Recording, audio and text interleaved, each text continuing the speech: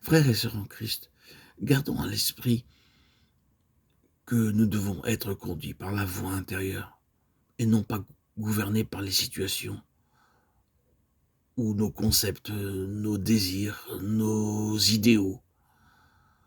Alors seulement lorsque cette douce voix intérieure nous dit de prier, lorsque dans les profondeurs de notre être, nous avons le sentiment de devoir prier, alors répondons à cette sollicitation aussitôt. Les situations peuvent uniquement être le moyen de nous conduire devant le Seigneur pour nous attendre à lui.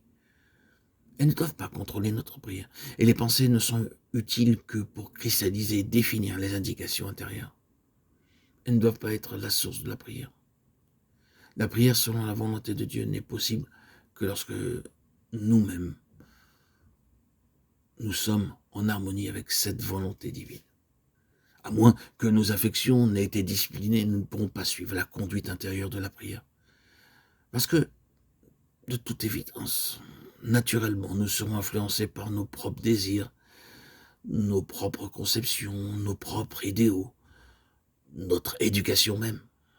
Et nous chercherons toujours à introduire Dieu dans nos plans, centrés sur nous-mêmes et oubliant de porter nos regards sur le Seigneur, dans les prières même.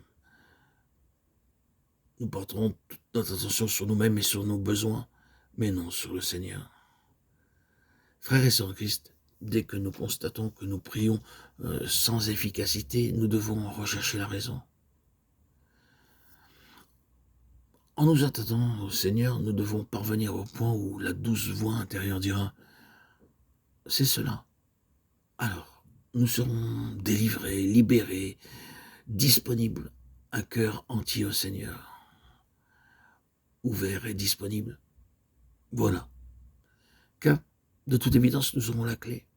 Et bien sûr, en l'utilisant et en progressant dans la prière, nous serons de toute évidence assurés de la réponse de Dieu. Elle viendra. Cela ne peut pas en être autrement. Ésaïe 62,6 déclare « Sur tes murs, Jérusalem, j'ai placé des gardes.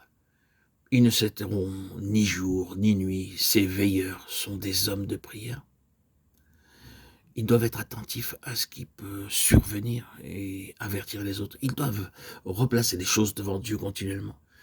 Il ne s'agit ici pas d'individus isolés dont il est question dans ce passage d'Ésaïe 62,6. Ils ne se tairont ni jour ni nuit. Il est ici question d'une compagnie de veilleurs et ensemble, ils apportent leur requête à Dieu. Et leur prière n'ont de cesse qu'il rétablisse Jérusalem et la rende glorieuse sur la terre. Frères et sœurs en Christ, bien-aimés, chers amis, auditeurs, auditrices, nous devons persévérer dans la prière jusqu'à ce que le corps de Christ soit édifié. Dieu a besoin de nos prières. Nous devons avoir l'esprit de prière, nous devons maintenir une atmosphère de prière, nous devons posséder la clé pour la prière. Frères et sœurs, levons-nous et apprenons à prier. Cherchons la clé de la prière afin de répondre aux besoins de Dieu aujourd'hui.